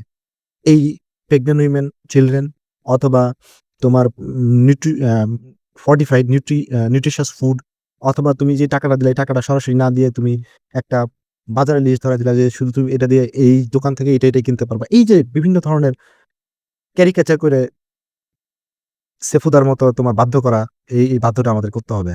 ঠিক আছে? এটা হচ্ছে আমি আমার ফার্স্ট যে চ্যাপ্টারটা পড়েছি ওখান থেকে আমার আইডিয়াটা এসছে। তুমি আরো প্রপার আইডিয়া এসছে, তুমি একটু আরেকটু এলাবোরেট করো। এখানে যে চ্যাপ্টার 2 এর মধ্যে লেখক বলতে চাচ্ছে হচ্ছে হাঙ্গারের ব্যাপারে। হুম। তো যখনই ধরেন ওয়েস্টার্ন কান্ট্রিতে কেউ হাঙ্গার নিয়ে কথা বলে, তারা মনে করে আরে তারা তো খুবই খেতে পারতেছে না। তাদের হচ্ছে যেমন ইথিওপিয়ান ফেমিনের উপর একটা কনসার্ট হইছে, উই আর দ্য ওয়ার্ল্ড। ওখানের মধ্যে বিভিন্ন ম্যাল নিউরিশড অপুষ্টিজ মানে বাচ্চাদেরকে দেখানো হয়েছে। তখন ওই দেখানোর কারণে তারা যেটা মনে করে যে ওই লোকেরা খাবার পাচ্ছে না। সো আমরা যদি ফুড সাবসিডি বা অন্য কোনো ওয়েতে ওয়েস্টার্ন কান্ট্রিজ গুলা যদি তাদেরকে খাবার দেয়, তাহলে তারা হচ্ছে তাদের ওই প্রপার্টি থেকে চলে আসতে পারবে। হুম। সো ওইটাই যদি একটা পার্টিকুলার এক্সাম্পল দিয়ে লেখকরা এখানে যেটা বলতে চাইছে, একজন লোক ছিল, সে ইন্দোনেশিয়ান, তার নাম পাক সলিন। সো সে মানে এই যে পোভার্টি ট্র্যাপের যে কনসেপ্টটা তার লাইফটা দিয়ে বোঝা যায়। তাকে যখন গিয়ে লেখকের ইন্টারভিউ নিচ্ছে, সে বলছে যে কি হয়েছে আপনার? সে বলতেছে যে ভাই আমি হচ্ছে আমার জব হারাই ফেলছি। কারণ যখন হচ্ছে ফুয়েল প্রাইস বেড়ে গেছে, তখন হচ্ছে ফার্মাররা আর চাষাবাদ করতে পারতেছে না। সো সেই কারণে সে তার চাকরি হারায় ফেলছে। সো এই কারণে সে শুধুমাত্র ডেইলি ১ বার বা ২ বার খেতে পারে। সো যেহেতু সে ডেইলি ১ বার বা ২ বার খায়, সে উইক এবং সে ওইরকমভাবে কাজ করতে পারে না। যেহেতু সে উইক, তাকে কেউ হায়ারও করে না কাজের জন্য। বুঝতে পারছি। সো যেহেতু সে কাজ করতে পারতেছে না এবং মানুষ তাকে হায়ার করতেছে না, সে ফুডও কিনতে পারতেছে না। সো আজকে সে যদি ২ বেলা খায়, কালকে সে ১ বেলা খাওয়ার জন্য প্রিপারেশন নিচ্ছে। So this is actually the poverty trap, যে today whatever you are having, tomorrow you will have less. So health অনুযায়ী এটাই হচ্ছে হাঙ্গার ট্র্যাপ। এখন যদি এটা ট্রু হইতো, তার মানে হচ্ছে আমি যদি এখন পাক সোলিন, এই যে ইন্দোনেশিয়ান ফার্মার, তাকে যদি টাকা দেই, সে কি করবে টাকা দিয়ে? তাহলে তার ১ম এই করা উচিত সে গিয়ে যত পারে খাবার খাবে, তারে যদি আপনি টাকা দেন। কিন্তু লেখকরা এই সেম randomized কন্ট্রোল ট্রায়ালটা চালাইছে যে আমরা যদি গরিব মানুষদেরকে টাকা দেই, তারা কি শুধুমাত্র খাবার কিনবে? কারণ that is their problem, hunger trap. তারা যদি খায়, তারা কাজ বেশি করতে পারবে। কাজ বেশি করলে তাদের ইনকাম হবে এবং ইনকাম করলে তারা তাদের পভার্টি ট্র্যাপ থেকে বের হয়ে যাবে। হুম। কিন্তু লেখকদের যেই রিসার্চ, তারা বলতেছে যে না, আপনি যদি গরিব মানুষদেরকে টাকা দেন, তারা এটা খাবারের উপরে খরচ করে না। করে না। আপনার এক্সাম্পল দিই যে তারা উদয়পুর ইন্ডিয়াতে কাজ করছে। সো তারা ওখানে গিয়ে পাইছে যে যদি তাদেরকে টাকা দেওয়া হয়, মানে তারা তাদের কাছে, গরিবদের কাছে যে টাকাটা থাকে, সেই টাকাটা তারা অফেন টাইমস খরচ করে ওই যে অ্যালকোহল, তারপর হচ্ছে সিগারেট, বিড়ি, পান, আর হচ্ছে ওই যে ফেস্টিভ্যালে খরচ করার জন্য, বার্থডে, বিয়ে তারপরে শাদী, দিওয়ালি, তারপরে বিয়ে বার্থডে, শাদী ফিউনারেল। এগুলোতে খরচ করার জন্য। সো তাদের রিসার্চ আসছে যে যদি তারা শুধুমাত্র এই যে অ্যালকোহল, টোবাকো এগুলো খাওয়া বন্ধ করতো, হুম। তাহলে তাদের ইনকাম 30% বেশি ফুডে তারা খরচ করতে পারত। তাহলে তারা ফুডে খরচ করতেছে না। ফুডে খরচ না করে তারা হচ্ছে এসব করতেছে। So that is the first. So this is called choice of luxury, যে তারা হচ্ছে গরিব হইছি বলে কি আমি এখন একটু আনন্দ করব না? গরিব হইছি বলে কি আমি একটু মদ খাবো না বা একটু বিড়ি সিগারেট খাবো না? গরিব হইছি বলেই কি আমি দিওয়ালিতে একটু নাচানাচি করব না? বা আমি একটু ফেস্টিভ্যালে খরচ করব না? So this is what the thing, that when they have money, they try to make their life better by utilizing some of luxury items in their life. Not just ভাত খাই, কাজ করতে যায়। ব্যাপারটা এরকম। That is the first thing, যে কেন তারা করে না, যে তারা হচ্ছে তাদের টাকা কেন খাবারের পেছনে তারা খরচ করে না। সেকেন্ড হচ্ছে কোয়ালিটি। একটা চায়নাতে তারা সুন্দর একটা স্টাডি করছে এবং ওই স্টাডিতে তারা যেটা করছে যে ওই রাইস এবং নুডলস এর মধ্যে সাবসিডি দিছে। হুম, রাইস এবং নুডলস হচ্ছে আমাদের মানে বাংলাদেশের মতো চাইনিজদের জন্য সেগুলো হচ্ছে স্টেপল। তার সাথে তারা হচ্ছে অন্যান্য জিনিসপত্র খায়। সো যেহেতু রাইস এবং নুডলস এ সাবসিডি দিচ্ছে, অ্যাকর্ডিং টু লজিক মানুষ বেশি এখন রাইস আর নুডলস কিনবে, তারা শক্তিশালী হবে, তারা কাজ বেশি করবে, ক্যালোরি বেশি পাবে আরকি। কিন্তু তারা দেখা গেছে যে যেহেতু আপনি এগুলোর দাম কমায় দিয়েছেন, তাদের কাছে কিছু এক্সট্রা টাকা বাঁচছে। হুম। তারা গিয়া মাংস আর হচ্ছে চিংড়ি কেনা শুরু করছে। যে বাহ! ভাত আর নুডলস না কিনে তারা এখন মাংস এবং শ্রিম্প খাবে। গরিব মানুষ হইছে বলে কি একটু মাংস খাবে না? গরিব মানুষ হইছে বলে কি একটু চিংড়ি-মিংড়ি খাবে না? খালি ভাত খাইই চলবে সারা জীবন? That is their idea. So আমরা সারা জীবন যেটা চিন্তা করি, "আরে তুমি গরিব, তোমার তো এখন তাহলে মানে তুমি কম দামি খাবার খাও কিন্তু বেশি খাও যাতে তুমি কাজ বেশি করতে পারো।" But poor do not think like that. They are also human beings. They have their own choices. সবচেয়ে যেটা মানে স্ট্রাইকিং আমার কাছে লাগছে যে Morocco, which is a Muslim country. মরক্কোতে একজন লোকের তারা ইন্টারভিউ নিছে, আউচা, এবং সে খুবই গরিব। ডেইলি মানে ১ বার ২ বার খাইতে পারে। কিন্তু তারা যখন ঢুকছে ইন্টারভিউ নিতে তার বাসায় গিয়ে দেখতেছে যে তার বাসার ভিতরে টিভি আছে, তার বাসার ভিতরে ডিভিডি আছে এবং হচ্ছে তারা মানে জিনিসপত্রগুলা মানে তাদের ওই লাক্সারি আইটেম গুলো আছে। তখন যখন জিজ্ঞাসা করছে যে, "তুমি এই টিভি, ডিভিডি না কিনে তুমি তো খাবারও কিনতে পারতা।"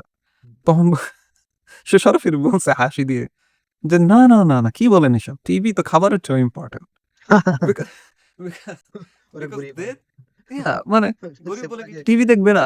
গরিব বলে কি একটু মুভি-সুভি দেখবে না? So they really want to enjoy their life. Poor also have that desire that if, hmm, okay, my life is miserable, let's find a way to make it a little bit happier. So এই কারণে তাদের কাছে যে টাকা-পয়সা থাকে যে তারা ওই যে আ তাদের যে হিডেন যে desire গুলো তাদেরকে যদি আপনি টাকা দেন তার খাবারের চেয়ে তারা ওই জায়গার মধ্যে বেশি খরচ করে। সো তার মানে হচ্ছে that is actually a trap. All of these giving this hidden hunger trap, যে এই যে পুরদের এই অ্যাটিটিউড গুলা, সেই অ্যাটিটিউড গুলা তাদের লাইফ লং টার্ম কে ইমপ্যাক্ট করে। যেমন হচ্ছে এখানে ২ টা হাইপোথিসিস আছে। নাম্বার 1 হচ্ছে ধরেন বার্কার হাইপোথিসিস। হুম। এই হাইপোথিসিস এর মধ্যে যে বলে যে যখন মারা খায় না, যখন তারা প্রেগন্যান্ট এ থাকে, তখন তারা হচ্ছে যে বাচ্চা জন্ম হয়, সে বাচ্চারও হচ্ছে আপনার লোয়ার আইকিউ থাকে। সে বাচ্চা হচ্ছে হুম। আনহেলদি হয় এবং তারা কন্টিনিউ টু বিকাম পুয়ার। সে বাচ্চা নিজেকে ইমপ্রুভ করতে পারে না। সেকেন্ড যেই একটা মিথ আছে 2nd পয়েন্টে, সেটা হচ্ছে যে ওয়েস্টার্ন কান্ট্রিতে সবাই ধরেই নেয় সাউথ এশিয়ানরা শর্ট হবে। কারণ তাদের জেনেটিক্স খারাপ। হুম, হুম, হুম। যে আমাদের জেনেটিক্স খারাপ সেই কারণে আমরা ছোট সাইজে হব এবং আমাদের হচ্ছে আ অন্যদের চেয়ে আমাদের শক্তিও কম থাকবে। কিন্তু আপনি এই সাউথ এশিয়ান লোকেরাই যখন ওয়েস্টার্ন কান্ট্রিতে ইমিগ্রেট করে, যে ইউএসএ তে, জার্মানিতে বা ইংল্যান্ডে যখন আসে, first generation, second generation, by third generation they are as strong as their peers in those মানে কান্ট্রি। ২-৩ জেনারেশনের পরে এরা চেঞ্জ হয়ে যায়। এরা একেবারে হচ্ছে তাদের সমান শক্তিশালী, তাদের সমান লম্বা, তাদের সমান সবকিছু। So this is actually literally a sign যে কিভাবে আমরা ওই সাউথ এশিয়ানের মধ্যে এইসব আইডিয়া নিয়ে যে জেনেটিক্স এর কারণে আমরা ছোট। আমরা ওই মাদেরকে সেবা করতে পারতেছি না। আমরা হচ্ছে বাচ্চাদের টেক কেয়ার করতে পারতেছি না। সো এই কারণে এই বাচ্চারা এবং মারা ছোটবেলা থেকেই তাদের যে লাইফটা ওয়েস্ট এর দিকে চলে যায়। সো লেখকরা সলিউশনের ক্ষেত্রে আপনি অলরেডি সলিউশন এগুলো বলেন। কিন্তু লেখক এই চ্যাপ্টারের মধ্যে অ্যাকচুয়ালি বলছে যে হেলথ এর ব্যাপারটা is literally low hanging fruit. এটার মানে হচ্ছে literally by doing little things we can improve everything. For example আপনি যেটা এক্সাম্পল দিচ্ছিলেন যে যদি আপনি ওই ইন্দোনেশিয়াতে তারা একটা রিসার্চ করছে, সেই রিসার্চের মধ্যে তারা ওয়ার্কারদেরকে আয়রন ফর্টিফাইড ফিশ সস, ইন্দোনেশিয়াতে ফিশ সস খুবই পপুলার। প্রত্যেকটা খাবারের সাথে তারা ফিশ সস ইউজ করে। সো তারা কি করছে একটা ইনোভেশনের মাধ্যমে ওই ফিশ সসটাকে আয়রন ফর্টিফাইড করছে এবং এর ফলে যেটা হইছে লোকজনেরা শক্তিশালী হইছে এবং তারা they could improve their earnings এবং যে আর্নিংসটা হইছে সেটা many times higher than the cost of this fortification of fish sauce.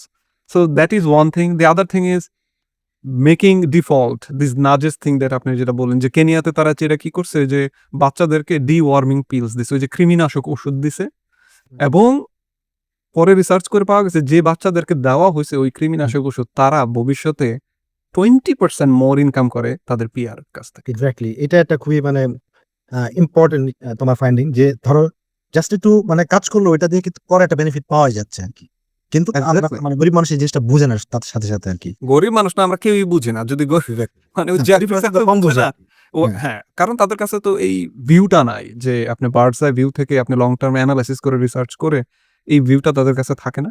এই কারণে হচ্ছে তারা মানে এই জিনিসগুলোর বেনিফিটটা নিতে পারে না। So that would be my take on the health chapter. So আপনি যদি এখন আমরা আমাদের নেক্সট চ্যাপ্টার যেটা আমি আমরা হেলথ চ্যাপ্টার নিয়ে আমার কিছু বক্তব্য আছে, তারপরে আমরা অন্য চ্যাপ্টার আলোচনা করব।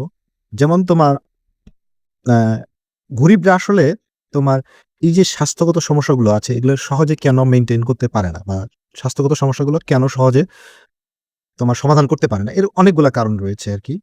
তো এবং এই কারণগুলোর আবার প্রত্যেকটা সমাধান কিন্তু আমাদের রাইটাররা বলেছেন আর কি। এখন ধরো কি ধরনের সমস্যাগুলো পড়ে, সমস্যা দুই ধরনের। একটা হচ্ছে যে তোমার ওদের ডিমান্ড সাইড থেকে যাদের দরকার গরিব মানুষের, তাদের এক ধরনের সমস্যা আছে। আবার যারা প্রোভাইড করবে, ধরো গভর্নমেন্ট বা ইন্টারন্যাশনাল বডিজ বা অর্গানাইজেশন বা নন প্রফিট অর্গানাইজেশন, এনজিওস, তাদের এক ধরনের সমস্যা আছে। এই সমস্যাগুলা একটু আমি একটা দুইটা বলি শর্টে, তাহলে তোমার জন্য বোঝার খুব সুবিধা হয়ে যাবে। যেমন ধরো তোমার আসলে সব সমস্যার সমাধান তো করা সম্ভব না আর কি, কিন্তু কিছু সমস্যার সমাধান করা সম্ভব, যেটা জিনিসটা ছোট কিন্তু হিউজ একটা ইম্প্যাক্ট আছে। যে আমরা যদি সামান্য, ধরো তুমি এই বাংলাদেশে এখনকার পার্সপেক্টিভেই বলো যে আমরা গরিব মানুষের জন্য অনেক কিছু করতে চাই, এটা করতে চাই, রাস্তাঘাট করতে চাই, তারপরে তোমার ইনফ্রাস্ট্রাকচার করতে চাই, কর্মসংস্থান করতে চাই, which is good, I support every initiative, but why not they must have a bed net, যে প্রত্যেকটা মানুষ যারা স্লামে বাস করে অথবা নিম্ন আয়ের মানুষ, তাদের যদি একটা মশারি না থাকে, তাহলে দেখবা যে তারা মশার কামড়ে অ্যাটলিস্ট তোমার চিকুনগুনিয়া অথবা ডেঙ্গু হবে না। ডেঙ্গু এবং চিকুনগুনিয়া হইলে ১০-১৫ দিন হসপিটালে থাকা লাগে এবং তোমার ওই ১০-১৫ দিনের ইনকাম বন্ধ এবং প্রচুর পরিমাণে একটা খরচ হয়ে যায়। এখন দেখো জাস্ট সামান্য সবাইকে এই মশারিটা কোনোভাবে সাপ্লাই দিয়ে, সেটা হতে পারে তোমার ভেরি লো সাবসিডাইজড প্রাইসে, অথবা ফ্রি দিয়ে, অথবা তাকে কিনতে বাধ্য করে কোনো, বা অথবা তোমার গভর্নমেন্ট কোনোভাবে দিয়ে দিল আরকি।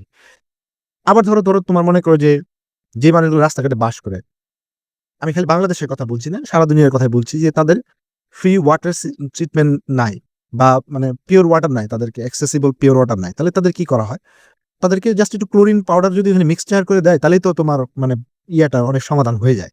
সেক্ষেত্রে তাদের যেখান থেকে সোর্স অফ ওয়াটার, সেইখানে তুমি যদি একটু ক্লোরিন পাউডার খুবই ইজি অ্যাভেলেবল প্রাইসে বিক্রির ব্যবস্থা করো, সাবসিডাইজ ফেলতে অথবা ফ্রি দাও, তাহলে কিন্তু তারা ওই ইনস্ট্যান্টলি ওইখান থেকে নিয়ে সাথে করলে দেখবা যে একটা 90-95% উপকারিতা হবে। এটলিস্ট মানুষ ডায়রিয়া এবং অন্যান্য রোগে আক্রান্ত হবে না, শিশুরা মারা যাবে না। ডায়রিয়াতে বেশি মারা যায় শিশুরা।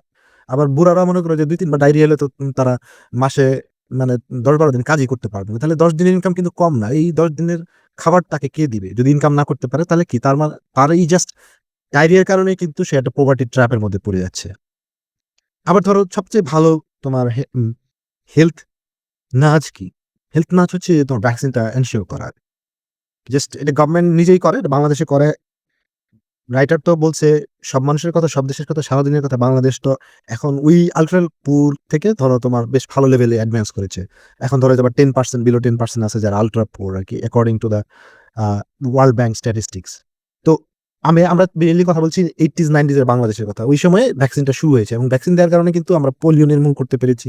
আমরা অনেক বড় রোগ থেকে বের হয়ে আসছি এবং আমরা কোভিড থেকে মোটামুটি ভালো একটা সমাধান পেয়েছি আরকি। অনেক কারণের মধ্যে এইটা একটা কারণ। আমরা ভ্যাকসিনেশন বেশ ভালোভাবে করি।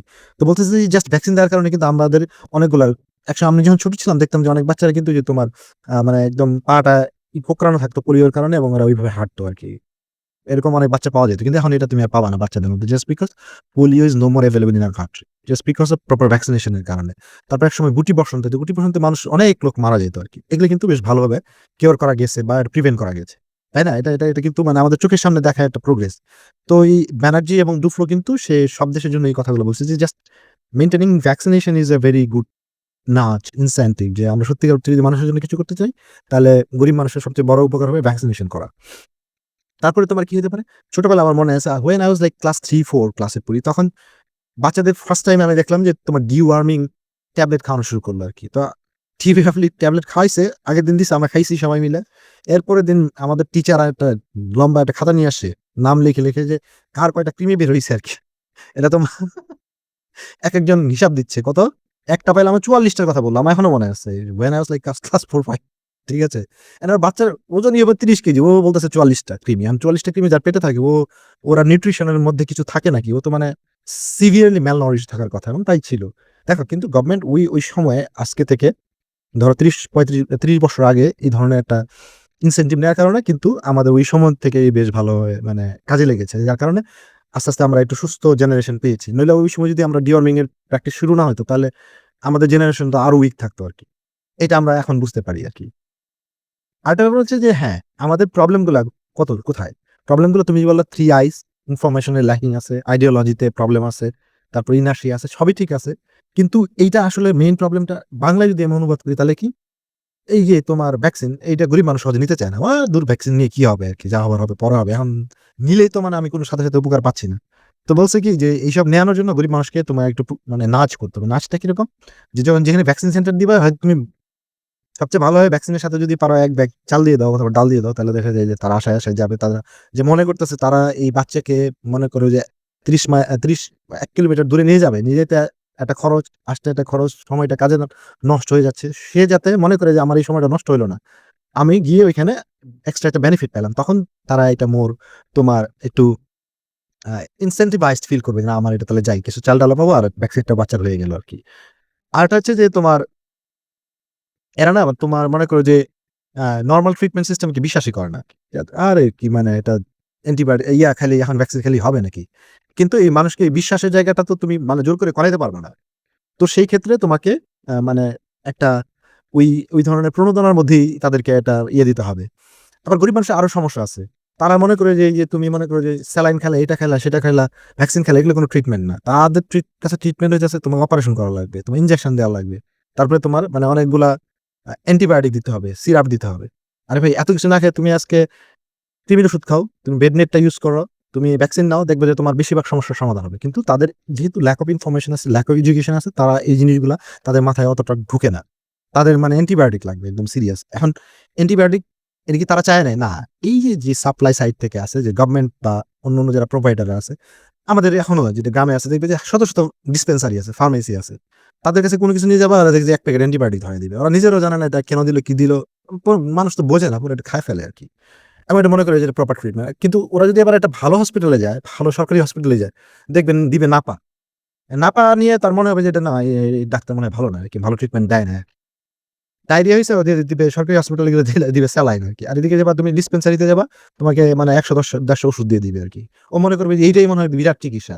দেখো এখানে কত ধরনের গ্যাপ। একটা হচ্ছে তোমার ওদের ডিমান্ড সাইড এর গ্যাপ আর এদিক দিয়ে যারা সাপ্লাই দিচ্ছে গভর্নমেন্ট ইভেন যারা দিচ্ছে তারা তো গভর্নমেন্টের কোনো না ভাবে কানেক্টেড।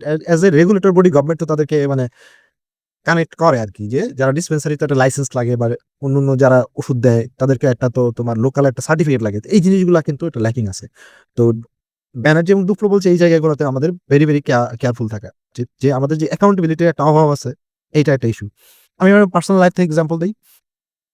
আমি একটা উপজেলা নির্বাহী অফিসার ছিলাম। সবগুলা মোটামুটি যে কমিউনিটি সেন্টার আছে ভালোই চলত। বিশেষ করে যেই তোমার সেন্টার অফ দা উপজেলা ওইখানে যেগুলো আশেপাশে আছে এগুলো বেশ ভালো চলত। তো সাডেনলি আমি অনেক দূরে রিমোট একটা জায়গায় গিয়েছি। তো ওইখানে মানুষজনও কম। আবার আ ওইখানে মানে লাইফ অনেক স্লো আরকি। তো তখন বাজে কত ১২টা বাজে।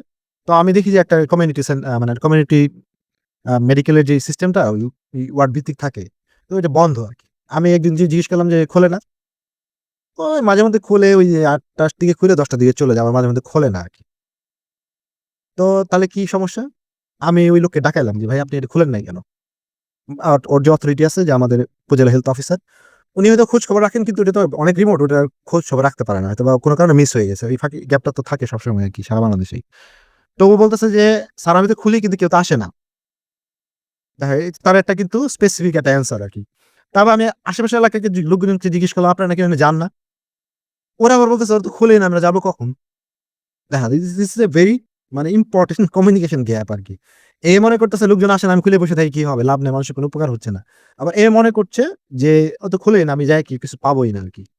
এই যে তোমার মানে ক্রিটিক্যাল অথচ ওইটা তো একটা সিস্টেম। হয়তোবা সবকিছু না, কিন্তু প্রাইমারি কেয়ার এটলিস্ট তো না পাওয়ার কিছু ট্যাবলেট তো আছে, স্যালাইন তো আছে। তোমার অন্য যেসব একদমই বেসিক যেই আ হেলথ কেয়ার লাগে ওগুলো কিন্তু আছে ওইখানে। ওইখানে নাই এরকম না। মোটামুটি দিতে পারে। কিন্তু জাস্ট এই অ্যাকাউন্টেবিলিটির গ্যাপের কারণে তোমার এই জায়গা থেকে গরিব মানুষগুলা তোমার এই হেলথ কেয়ার থেকে বঞ্চিত হয়।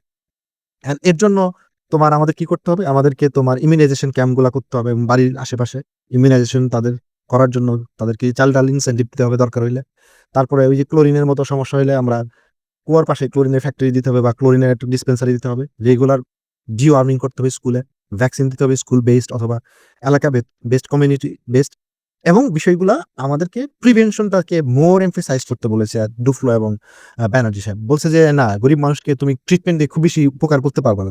যদি তুমি প্রিভেন্টিভ লেভেলে বেশি হিট করতে পারবো ভ্যাকসিনের মাধ্যমে, ইমিউনাইজেশন এর মাধ্যমে, তোমার ডিওয়ার্মিং এর মাধ্যমে, এই জিনিসগুলা বেড নেট বা মশারির মাধ্যমে, এগুলা বেশি মানুষকে বেশি হেল্প করে rather than giving treatment after their sickness." কারণ সিকনেস হলে তাদের তো অনেক খরচ হবে। তারা কাজ করতে পারবে না। সরকার যদি ট্রিটমেন্টও দেয়, ৫ দিন যদি অসুস্থ থাকে, ৫ দিন তো আর সে কাজ করতে পারতেছে না। এটি তো অনেক বড় সমস্যা তাদের জন্য এবং তারা এই সাফারিংটা করে আরকি। তো এইটা হচ্ছে আমার এই তোমার হেলথের যে চ্যাপ্টার, সে চ্যাপ্টারের নাম খুবই fancy. Low hanging fruit for better global health. তো লো হ্যাঙ্গিং ফ্রুট বলতে সে বুঝাইছে যে, যেগুলো আমরা ইজিলি গরিব মানুষের হাতে পৌঁছায় দিতে পারি, এগুলা ভ্যাকসিন, ইমিউনাইজেশন, ডিওয়ার্মিং, মশারি, ক্লোরিন পাউডার, যা এভেইলেবল ফর দেম। এইটা হচ্ছে আমাদের ওইখান থেকে পার্ট। আমরা তুমি যদি আর কিছু বলতে না চাও তাহলে আমরা এই পর্ব এখানে ক্লোজ করতে পারি। আমরা পরের পর্বে আলোচনা করব আরকি। তুমি যদি কিছু বলো last few words for Absolutely, you told everything here. আমি যদি এই পর্ব ক্লোজ করার আগে জাস্ট সামারি করি হয়। এই চ্যাপ্টারটার, সেটা হচ্ছে যে it's mainly addresses the puzzle. যদি প্রিভেনশন মানে যদি হচ্ছে এরকম ভ্যাকসিন এবং হচ্ছে এই যতগুলা সলিউশনের কথা আপনি বললেন, এগুলো প্রত্যেকটা ছিল হচ্ছে চিপ, হুম। তাহলে গরিবরা নেয় না কেন? গরিবরা কেন এই মানে পুর যে সলিউশন গুলা সেই সলিউশন গুলা নেয় না কেন, যেটা তাদের লাইফকে অনেক উন্নতি করে? এই পাজলের অ্যান্সার হচ্ছে ধরেন ৪ রকমের। নাম্বার 1, যে প্রাইস অফ দ্য ফ্রি। আপনি যখন তাদেরকে ফ্রিতে ওই যে আপনি মশারি নেটের কথা বললেন হুম। অথবা হচ্ছে ফ্রিতে আপনি তাদেরকে ভ্যাকসিনের কথা বললেন, ফ্রিতে সবকিছু দিবেন। যখনই আপনি মানুষকে কোনো কিছুতে ফ্রিতে দেন, তখন তারা মনে করে this is a sunk cost, it doesn't have that much of a value. এটাই তো বড় ইস্যু। এটা একটা বিশাল বড় ইস্যু যে আপনি তাদের চিপ ওষুধ দিতেছেন, মাগনা অর্সালাইন দিচ্ছেন, তার মানে এগুলো কোনো কাজ করে না বা কাজ করে না। কিন্তু অ্যাকচুয়ালি পাওয়া গেছে যে যদি ফ্রিতে দেওয়া যায়, there are certain uptake in usage, but we have to make sure that they have proper incentive to take this free benefits. Second, গরিবরা সবসময় পছন্দ করে কিউর করতে, প্রিভেনশন করতে না। এক্সাক্টলি। ঠিক আছে? সো এখন তারা যেটা চায় সেটা হচ্ছে যে ভাই আমার অসুখ হইছে, তো আমি এখন কিওর করব। আর আমার যদি অসুখ না হয় আমি কিছুই করব না। হুম। কিন্তু তারা এই জিনিসটা চিন্তা করে না যে কজাল রিলেশনশিপ, যে আমি যদি ডার্টি ওয়াটার খাই তাহলে আমার ডায়রিয়া হবে, আর ডায়রিয়া হলে আমাকে হাসপাতালে যেতে হবে। সো আমি যদি ডার্টি ওয়াটারটা না খাই, ক্লোরিনযুক্ত পানি খাই, ট্রিটেড ওয়াটার খাই, তাহলে আমার ডাক্তারের কাছে যাইতে হবে না, ডায়রিয়াও হবে না। ওই জিনিসটা না করে তারা হচ্ছে ডাক্তারের কাছে যাবে ডায়রিয়া হইলে। এখন আবার ডাক্তার যদি তাদেরকে ওরসালাইন দেয়, ওরসালাইন খাইতে তো ৩ দিন লাগবে তার ডায়রিয়া ভালো হইতে। সো এই কারণে সে ডাক্তার খারাপ। কিন্তু সে কি বলল, আমাকে অ্যান্টিবায়োটিক দেন, আমাকে স্টেরয়েড দেন যাতে আমি কালকে কাজ করতে যেতে পারি। লং টার্ম ইফেক্ট কি? তো যে তার যেটা হবে যে তারা ওই ব্যাকটেরিয়াল রেজিস্ট্যান্স চলে আসে এবং তাদের হচ্ছে স্টেরয়েডের কারণে তাদের নিউট্রিশন আরো বেশি খারাপ হয় তাদের অবস্থা। ওই যে এক্সাম্পল হিসেবে যেটা নিয়ে আসছে বেঙ্গলি ডাক্তার। ভারতের মধ্যে বেঙ্গলি ডাক্তার যে মানে কলকাতা থেকে ডিপ্লোমা মেট্রিক পাস করা লোকজন কেরালা বা সাউথ কবিরাজ ইন্ডিয়াতে আরকি। গিয়ে, হ্যাঁ, কবিরাজ আরকি গিয়ে ওখানে এরকম ডাক্তারি দিত। আর থার্ড যেটা আসতেছে সেটা হচ্ছে যে ইনফরমেশন গ্যাপ, যে তাদের নাই, তাদের বায়োলজি যে নরমাল এডুকেশন যেটা বাচ্চা-কাচ্চারা শিখে 8, 9, 10 এর দিকে আমাদের বাংলাদেশেও। যদি আপনি পড়াশোনা না করেন আপনি জানবেন না যে কিভাবে ডায়রিয়া পানির কারণে হয়, কিভাবে টাইফয়েড পানির কারণে হয়, পানিবাহিত রোগ, বায়ুবাহিত রোগ, এগুলো যে আমরা শিখছি, আপনি যদি হুম, হুম। পড়াশোনা না করেন তাহলে তো আপনি জানবেন না। বুঝতে না পারছি। জানলে আপনি ইনিশিয়েটিভ নিতে পারবেন না। আর লাস্ট যে পয়েন্টটা সেটা হচ্ছে যে দ্য সাইকোলজি অফ টুডে। মানে সাইকোলজি অফ টুডে বলতে হচ্ছে আপনি অলরেডি এটা মেনশন করছেন যে মানুষ আজকে ইনজেকশনটা নেওয়ার চেয়ে আমি একটু ওয়েট করি, যদি ভবিষ্যতে সমস্যা হয় তাহলে আমি সলভ করব। কিন্তু আজকে যে আমি পোলিও টিকাটা নিবো, আজকে আমি হচ্ছে মানে সাবসিডাইজড খাবার খাবো অথবা হচ্ছে আমি সাপ্লিমেন্টারি ওষুধ নিবো, হুম। আজকে করব না। আজকে করলে তো আমার এই যে একটু সময় লস হইলো, আমি কাজ করতে পারলাম না, আমি একটু কিছু প্রবলেমে পড়ে গেলাম। এটা না করে আমার যে সময় সমস্যাটা হবে তখন আমি সলভ করবো। So that idea creates this problem. Problem. So with that, yeah, we will talk about a lot. So see you next week. Thank you. Thank you.